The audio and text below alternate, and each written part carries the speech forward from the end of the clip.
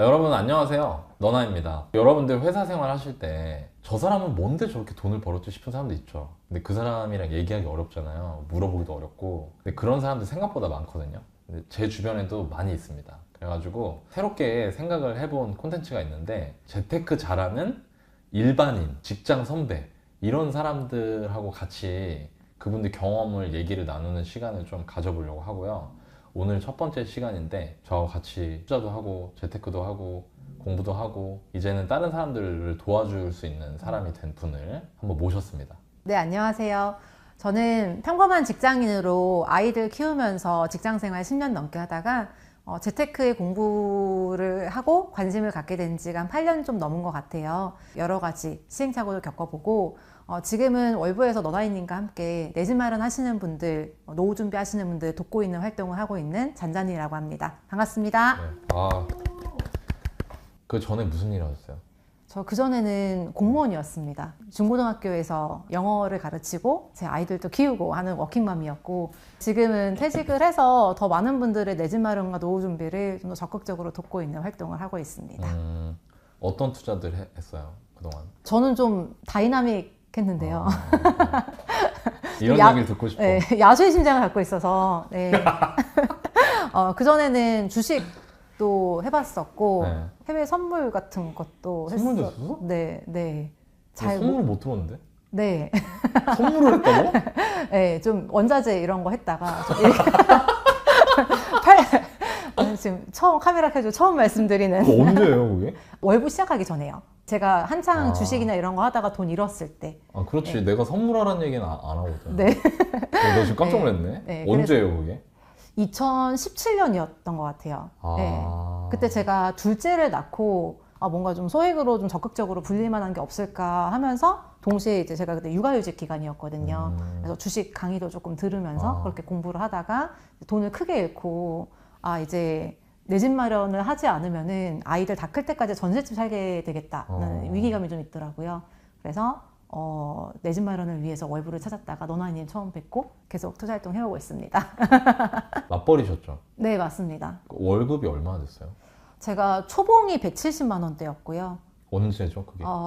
2010년도에 직장 생활 시작했으니까 16년 전입니다. 그때 계산해도 작긴 작다. 네, 작긴 작았었어요. 사실상 공무원이잖아요, 교사 맞습니다. 선생님들이. 맞습니다. 그 월급 잘 안 올라요?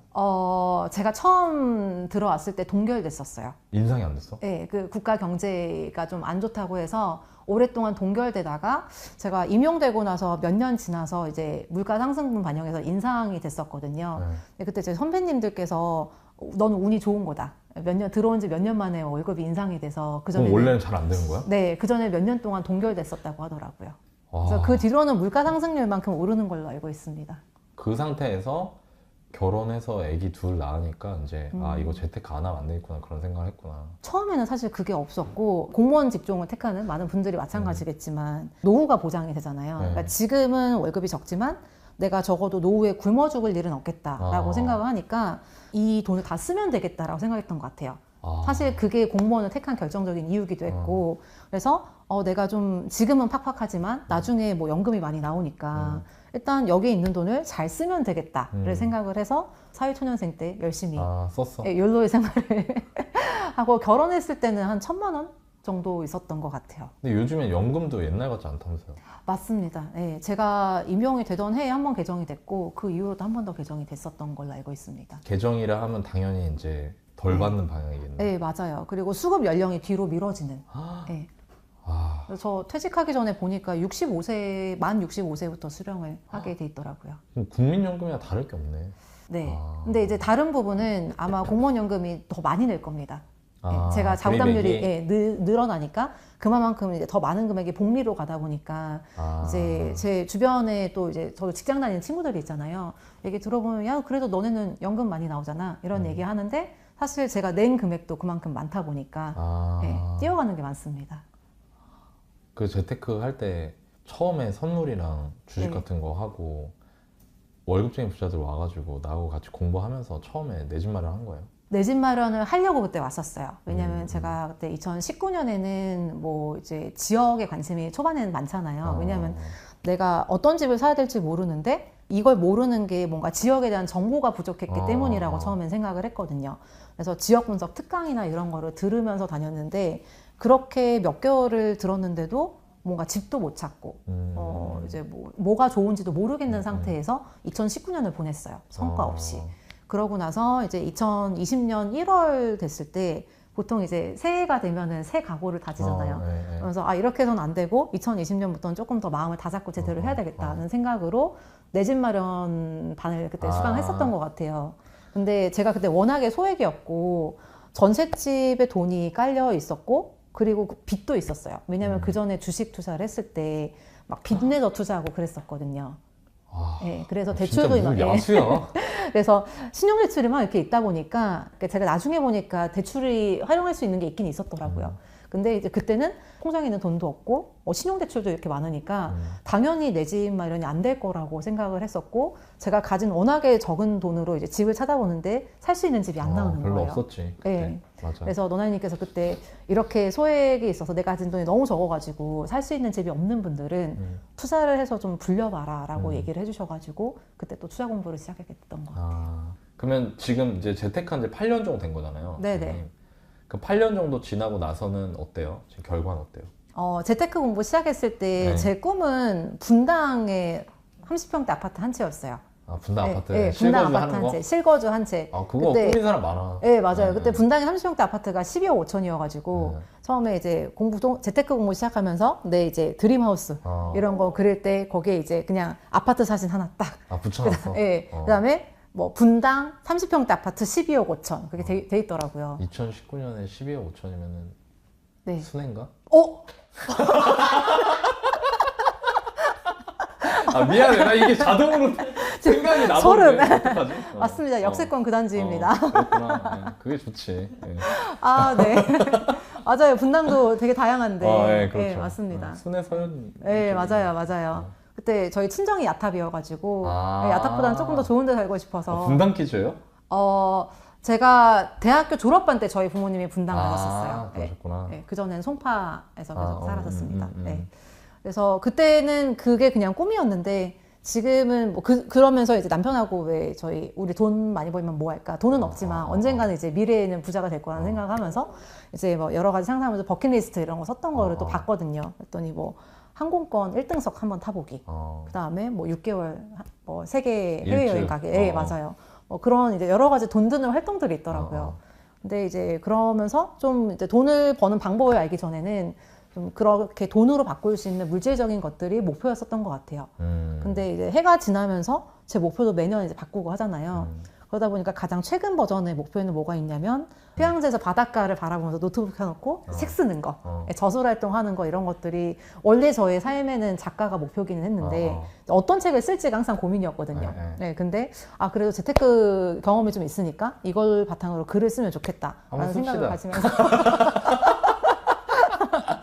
그 다음에 나이가 들고 나니까 부부가 같이 운동을 할 수 있는 게 뭐가 있을까 생각했더니 골프밖에 없더라고요. 그래서 남편과 같이 뭐 골프 여행 다니기 이런 것들이 지금은 자리 잡고 있으면서 뭘 살 수 있을까 보다는 어떤 활동을 하면서 시간을 보낼지에 대해서 많이 생각하게 된 것 같아요.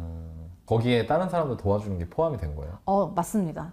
지금 그러면은 이제 어쨌든 그냥 재테크 안 했을 때보다 훨씬 상황이 나아졌잖아요. 네, 맞습니다. 그럼 본인 생각하기에 그렇게 되기까지 결정적인 투자 사례들이나 경험들이 있을 것 같거든요. 네. 그런 것들 좀 소개해 줄 수 있어요? 일단 잘 된 사례와 좀 아쉬웠던 사례를 말씀을 드려야 될 것 같아요. 근데 이게 사실은 연결이 되어 있는데 잘 된 사례는 일단 제일 중요한 거는 좀 장기적으로 보유를 했었던 거, 꾸준히 매입했었던. 예를 들어서 연금저축 같은 상품은 사실 직장 생활을 시작하자마자 거의 바로 연금 상품을 가입을 하긴 했었어요.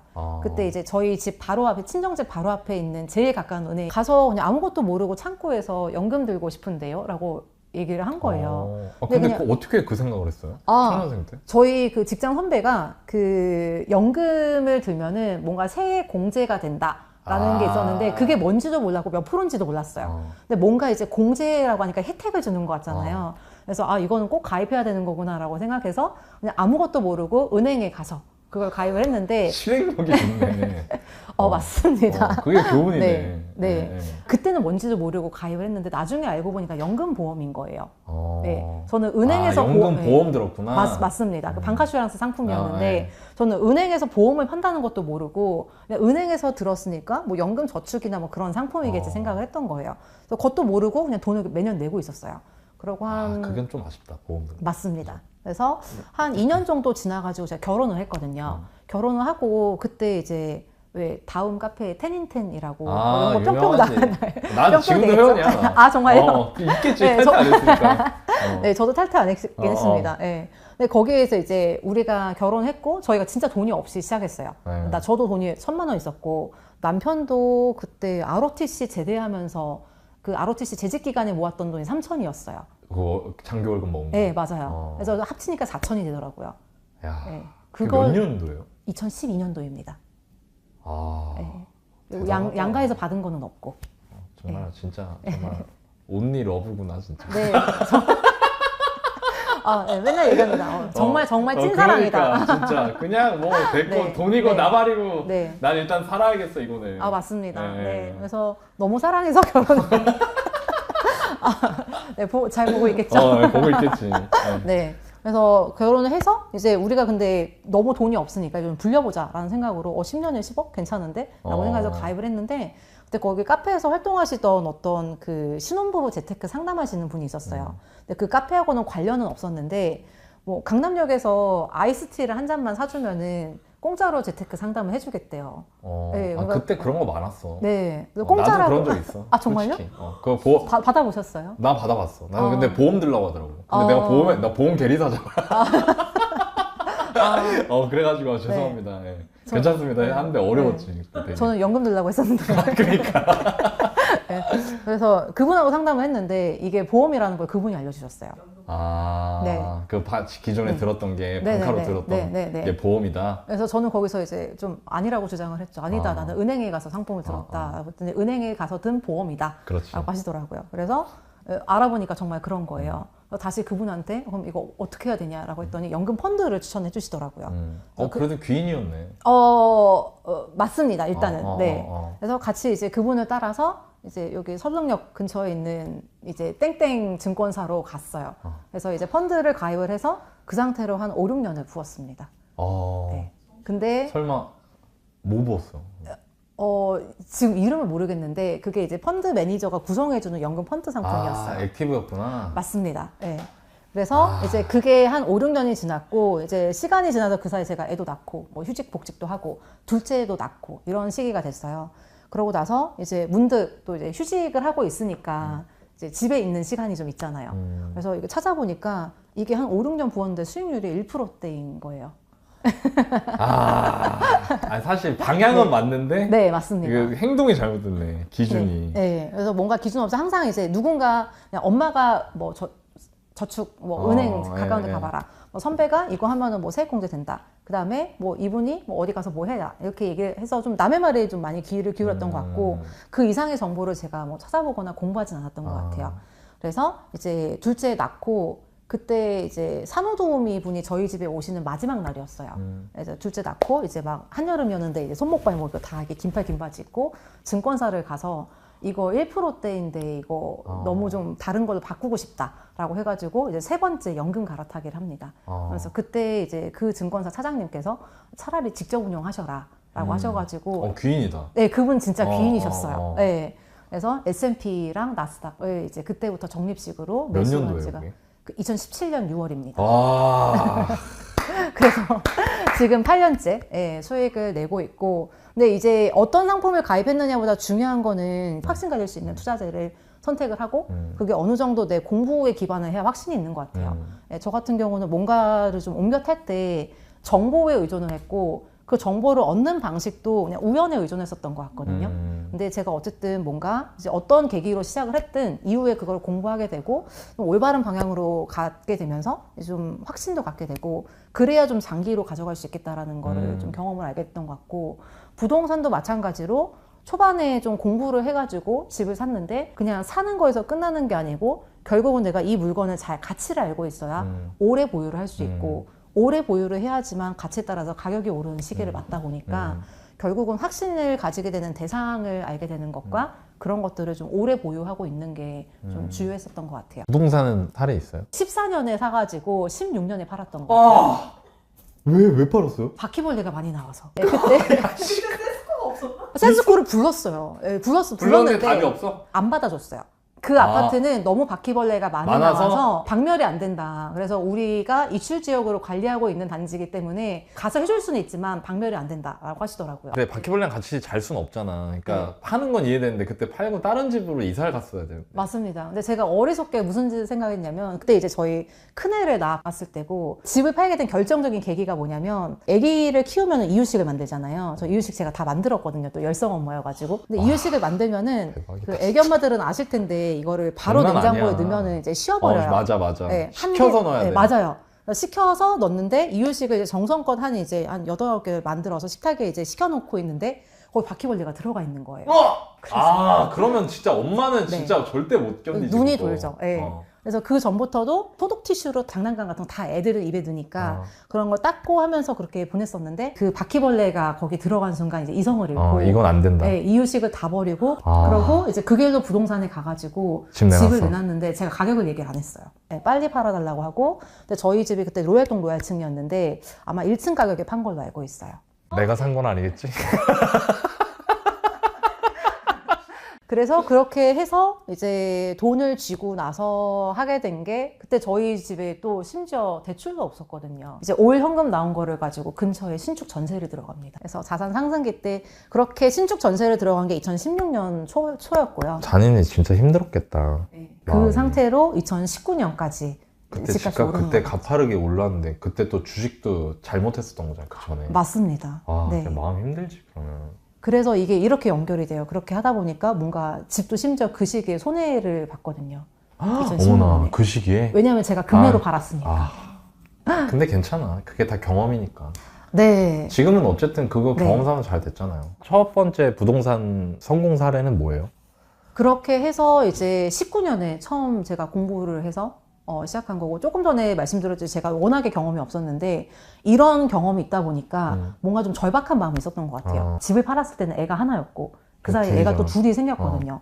그러니까 진짜 집도 절도 없이 살겠다라는 생각이 그때 강하게 들었던 것 같아요. 그래서 초보였지만 집을 엄청 많이 보고 다녔어요. 최소한의 그냥 입지에 대한 상식, 어디가 좋은지 안 좋은지에 대한 대략적인 판단, 그 다음에 제가 좀 집을 사겠다는 강한 마음, 그리고 좀 현장의 문을 많이 두드렸던 경험, 그런 걸 바탕으로 그때 샀던 집이 저에게 되게 좀 좋은 상승의 경험을 가지게 해줬고, 이제 그 경험을 바탕으로 하고 또 거기서 튀어나온 돈을 가지고 이후에 다른 집도 사게 되면서 좀 가장 잘 됐던 사례가 됐던 것 같아요. 그거 어디예요? 용인입니다. 수지구. 요새 왜 수지 장난 아니잖아. 네. 2020년, 21년 다 엄청 네, 올라갔잖아요. 맞습니다. 사자마자 올랐습니다. 진짜. 그거 지금도 갖고 있어요? 매도했습니다. 얼마 전에. 매도했어요? 네. 그 매도해서 뭐 하려고? 더 좋은 집으로 바꿨습니다. 그랬구나.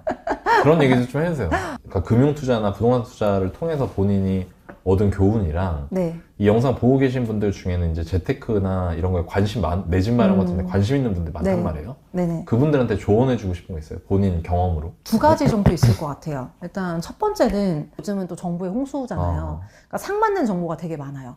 그리고 이 유튜브도 알고리즘이 있다 보니까 내가 집값이 오른다면 오르는 정보만 알려주는데 떨어진다라고 하면 또 떨어질 떨어지는 만한 것만 정보만 나오지. 계속 얘기해요. 맞아. 그러니까 같은 시기에 동시대를 살고 있는데 전혀 상반된 견해를 가지고 있는 분들이 굉장히 많고 이게 점점 더 심해지고 있는 것 같아요. 내가 보는 것만 보고 믿고 있는 것만 믿는. 정보에 의존하는 게 아니라 정말 맞는 정보인지 이런 것들을 확인하려면 어쨌든 현장을 가야 되거든요. 근데 현장에 가지 않고 좀 책상 앞에서 그런 정보를 수집하다 보면은 그걸 바탕으로 잘못된 의사결정을 하게 될 확률 또한 있는 것 같아요. 그래서 내가 공부한 것이 원칙과 기준에 맞는 알맞는 정보인가를 확인하는 과정이 꼭 필요하고, 만약에 이제 본인이 하고자 하는 게 부동산이라면 부동산은 실체가 있는 그런 자산이다 보니까 실제 현장에 가서 내가 접한 정보가 맞는지를 확인하는 과정이 꼭 필요할 것 같고요.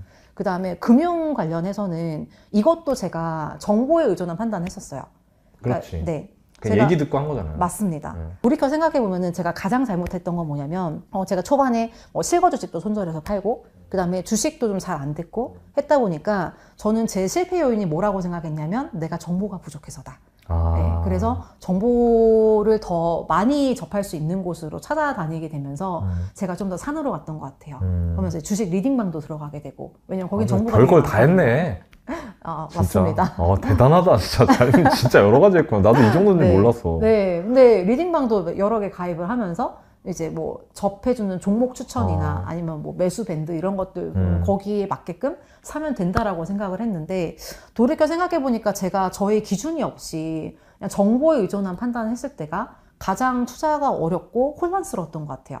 그것보다는 이제 뭐가 더 맞는 거고 뭐가 더 가치 있는 거에 대한 기준을 세우고 기준에 부합하는 거를 찾아야 되는데 정보를 수집하다 보니까 이 정보를 판단하는 능력도 없고 정보를 가공하는 능력도 없고 그걸 바탕으로 자산을 살 수 있는 능력도 없는 채로 좀 혼란스럽고 마음만 바쁜 시기가 있었던 것 같거든요. 네. 그러면 지금 내 집 마련이나 뭐 아니면은 뭐 연금저축 계좌 같은 거 운영하는데 관심 많은 사람 많잖아요. 네네네. 그 사람들한테 어떤 기준으로 봤으면 좋겠다고 얘기해 줄 만한 거 있어요? 일단 제일 우량한 거, 시간이 지나도 가치가 떨어지지 않는 거. 그러니까 예를 들어서 제가 연금 상품 같은 경우는 그 미국 S&P하고 나스닥 100을 샀는데 미국이라는 나라가 망하지 않는 이상 이 S&P가 없어지진 않잖아요. 초반에는 자산에 대한 확신이라기보다는 미국이라는 나라가 망하진 않을 거니까 가치에 대한 믿음을 갖기가 좀 더 수월했던 것 같아요.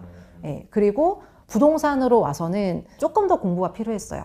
왜냐면은 이제 서울 아파트라고 해서 서울에 있는 모든 아파트가 다 똑같이 가치 있는 건 아니고 가치가 더한 것도 있고 상대적으로 덜한 것도 있잖아요. 부동산의 매력, 장점이자 공부가 필요한 영역이긴 하지만 어쨌든 이제 가치를 판단하는 기준을 가지고 갔었을 때 주요 업무지구 출퇴근이 가까운 곳이라든지 이런 기준을 가지고 집을 골랐을 때 조금 더 가치 있는 집을 선별할 수 있는 확률이 올라갔고 그렇게 가치 있는 집을 선별했을 때 이 믿음을 가지고 좀 더 기다리게 되고 그 기다리다 보니까 자산이 상승하는 시기를 맞이하게 됐어요.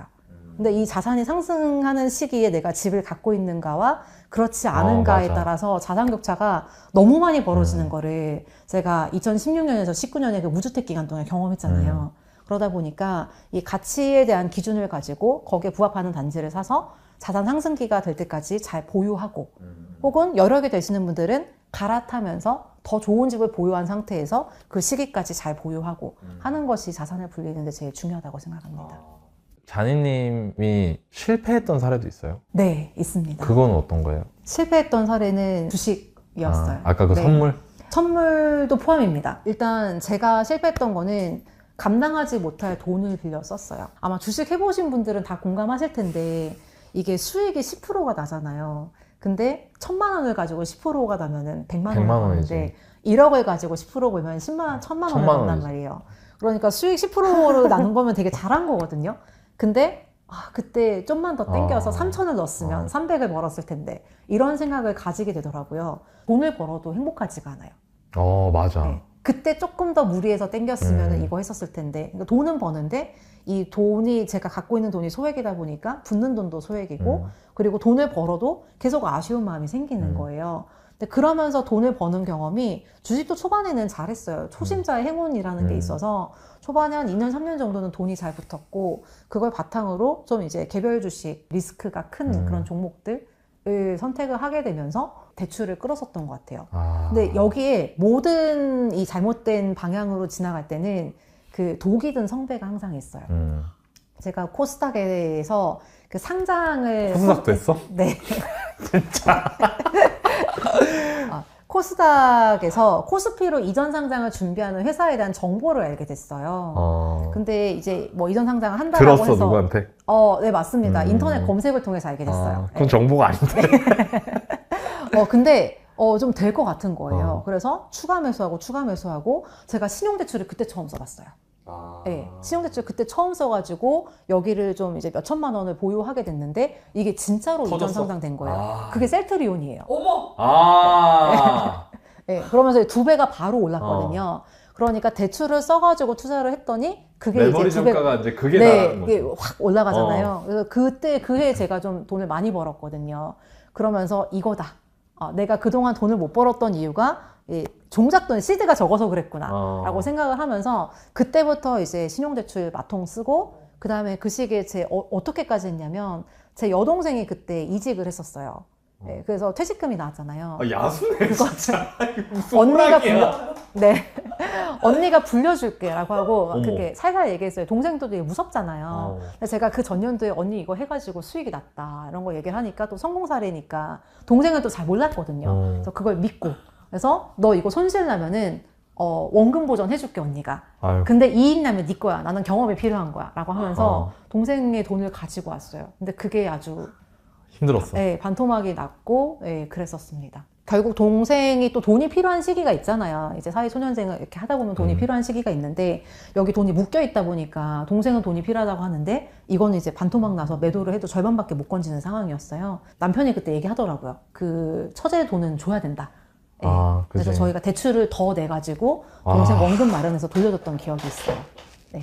그러면서 좀 이제 저희가 대출을 냈던 것도 잘못되고 동생의 돈을 빌렸던 것도 그렇지. 대출 내가지고 그거 대출이지 망해가지고. 뭐. 네. 그래서 그렇게 대출을 내서 이제 신용대출이 쌓였던 게 제가 초반에 이제 내 집 마련할 때도 걸림돌이 됐었고 그 이후에 그거를 상환하는데도 되게 많은 시간이 걸렸던 것 같아요. 근데 보통 그렇게 하면 좀 꺾이지 않아요? 맞습니다. 그래서 뭐 그래서 다시 투자해야겠다 이런 생각 안 들 것 같아. 그때는 그랬었어요. 근데 다만 이제 제가 생각했던 거는 이게 주식과 부동산의 차이점인데 사실 그 뒤로 주식을 한동안 연금 이외에는 그래서 한동안 보지 않았거든요. 근데 집은 전세를 살고 있었잖아요, 저희가. 그것도 내 집을 살고 있다가 전세를 살면서 내가 판 집이 올라가는 거를 봤단 말이에요. 그리고 전세를 살다 보면 전세를 계속 올려주는 상황이 되잖아요. 그러다 보니까 조금 돈을 벌어보겠다고 했던 주식은 이제 반토막이 나 있고 하다 보니까 뭔가 이제 하지 않으면은 이 상태가 개선이 되지 않겠다는 생각이 있었던 것 같아요. 예. 그래서 긍정적으로 잘 전환을 했네요. 그때는 조금 힘들었는데 돌이켜보면은 그래도 이게 절박함이었네 거의. 맞습니다. 이거 아니면 대안이 없고 제가 그때 계산을 해봤어요. 네, 계산을 해봤는데 저희가 뭐 잃은 돈이랑 그 다음에 저희가 지금 전세 살고 있는 집을 매수를 하려면 저축을 얼마나 해야 될까. 제가 공무원이다 보니까 연애 저축할 수 있는 게 눈에 보이잖아요. 그래서 뭐 1년에 3천만 원 저축하면은 6년 저축하면은 뭐 1억 8천 이게 이제 가능하고 보이지, 거기에서 보이지. 더 늘어날 여지가 없다 없죠. 보니까 저축액이 계산이 됐는데 지금 살고 있는 집을 매수를 하려고 하다 보니까 집값이 동일하다라는 전제하에 우리 아이가 중고등학생이 돼야 되겠더라고요. 예. 그러면은 집값이 내 그대로 집만 있지 않을 하려면. 거잖아요. 예. 그래서 이거 불리지 않으면 대안이 없겠고 전세금을 올려주면서는 더는 못 살겠다라는 생각을 전세 폭등기를 맞이하면서 좀 생각을 갖게 됐던 것 같아요. 그런 계기가 없었으면은 아마 결심이 훨씬 더 늦지 않았을까라는 생각하고 있습니다. 본인이 그런 경험을 한 상태에서 내 집 마련 지금 고민하시는 분들은 네. 전월세도 없고 그러니까 내 집 마련을 해야겠다는 생각을 하시면서도 이게 처음에는 너무 무섭잖아요. 맞아요. 근데 본인이 겪었던 그 시절을 보면은 지금이랑 너무 비슷하게 느낄 것 같거든요. 네. 나는 내가 지금 내 경험자로서 지금 내 집 마련 고민하는 분들이 이런 것들을 좀 활용하거나 공략하면 좋을 것 같다. 일단 그 서울의 그 외곽 지역들, 수도권의 외곽 지역들 중에 좀 이제 가격이 덜 올랐는데 전세 가격이 많이 올라가는 그런 지역들이 있어요. 실제로 제가 저번 달에 그 집을 보고 온 집이 있었는데 거기 살고 계신 세입자분이 한 4억 초반 정도의 전세를 살고 있었는데 지금 그 단지가 제가 2,500세대 정도 되는 굉장히 대단지였거든요. 근데 30평대 전세가 한 개밖에 없어요. 근데 하나가 6억 5천인 거예요. 전세 나와 있는 전세 게? 나와 있는 게 6억 5천이 하나예요. 예. 그리고 그 주변에도 전세가 없었어요. 그분 계약행위 청구 안... 하신 분이었어요. 아... 그래서 이제 만기가 되니까 집이 입주 물건을 이제 매도를 집주인이 하시는 물건이었는데 그렇다 보니까 이분들이 주변에 다른 전셋집으로 가려면은 2억 5천 정도를 전세를 올려줘야 되는 상황인 거예요.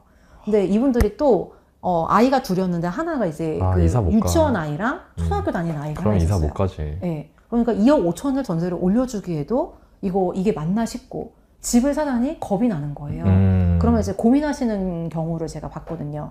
근데 제가 약간 감정이입이 됐던 것 같아요. 그분들한테. 말이 2억 5천이지 평범한 월급쟁이가 맞벌이 어디서 하고 만들어 2억 5천을? 2년 만에 2억 5천 못 하잖아요. 만약에 이제 대출을 받는다고 해도 그 원리금이나 이런 것들이 상당히 이자가 많이 올라가는 게 눈에 보이다 보니까 속으로는 내 집 마련 하셨으면 이라는 생각을 되게 많이 하긴 했었거든요.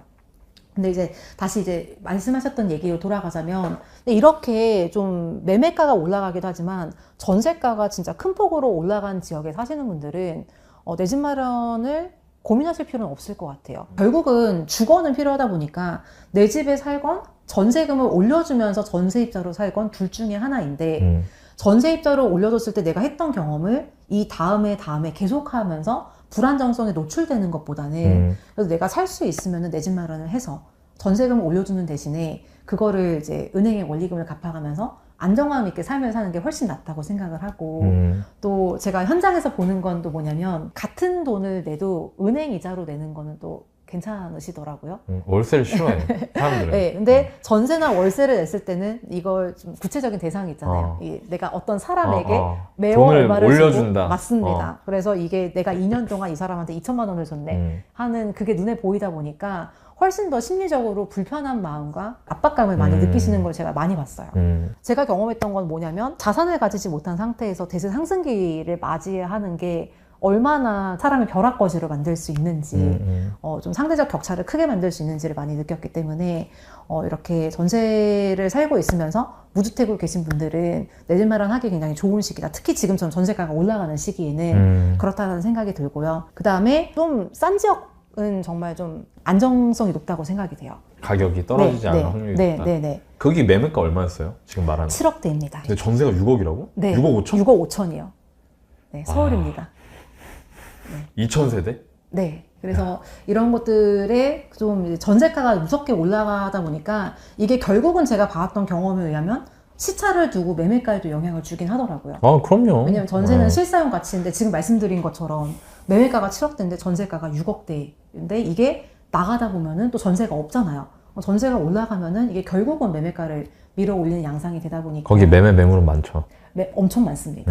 지금 이것 때문에 네. 다주택자들 이거 때문에. 특히 이런 이제 외곽 지역들이 이렇게 좀 다주택을 갖고 계신 분들이 세부담을 좀 부담하면서 이걸 보유할까? 아니면은 좀 시세 차익을 보고 팔까를 고민하시는 물건들이 중하급지에 많은 것 같아요. 네, 그래도 좀 상급지다라고 하면은 가치에 대해서는 모두가 공감이 되다 보니까 내가 대응이 안 되면 어쩔 수 없지만 대응이 되면은 그래도 좀 보유를 해볼까라는 생각을 먹으시는 것 같은데 전통적으로 좀 외곽 지역에 분포하는 그런 지역들 같은 경우는 그냥 시세 차익도 났으니까 이참에 팔까라는 생각. 그 다음에 한동안 이런 지역들이 그 22년 하반기 이후에 하락장식이 좀 고전을 면치 못했어요.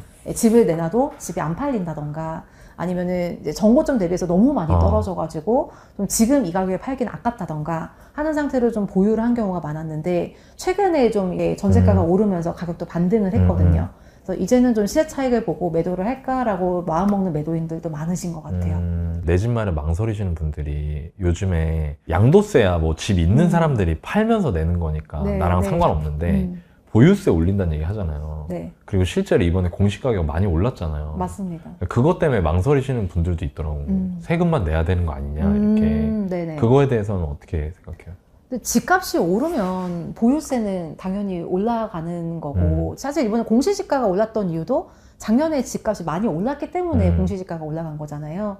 그래서 어느 정도 이제 자산의 상승에 의해서 보유세가 어느 정도 오르는 건 어쩔 수 없고 사실 월급이 오르면 세금도 많이 내잖아요.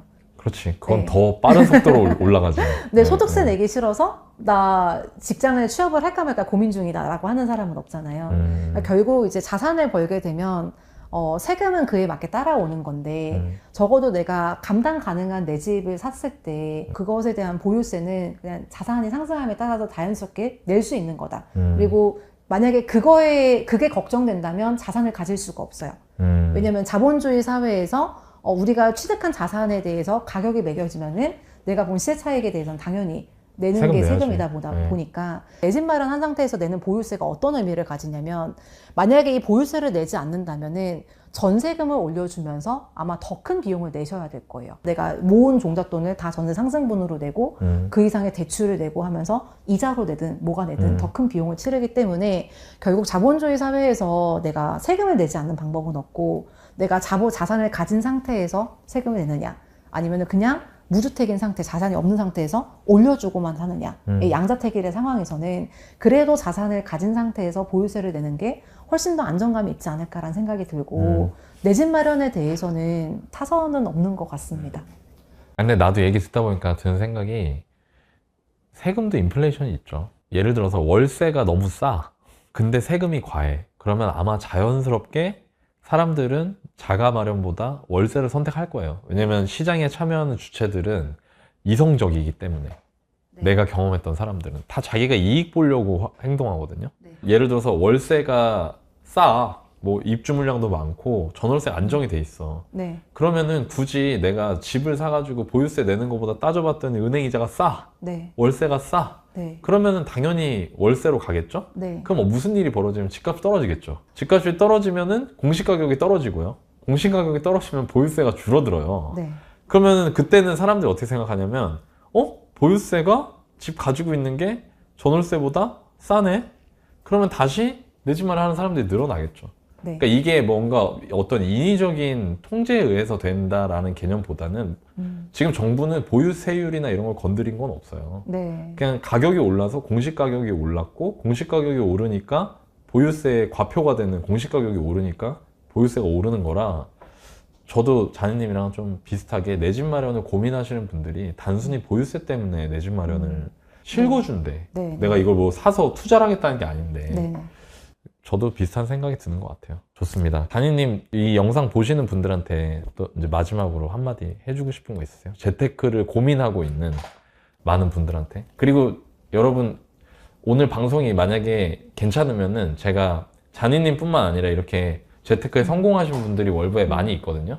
돌아가면서 한 번씩 여러분들하고 만나는 시간을 가질 거니까 좋아요도 많이 눌러주시고요. 사실 제가 지금 이 자리에 있게 해준 그 원동력이자 결정적인 계기가 됐던 게 16년에 내 집을 팔고 무주택인 상태에서 자산 상승기를 맞았던 경험이 결국은 돌고 돌아 저를 이 자리에 있게 만들어준 것 같아요.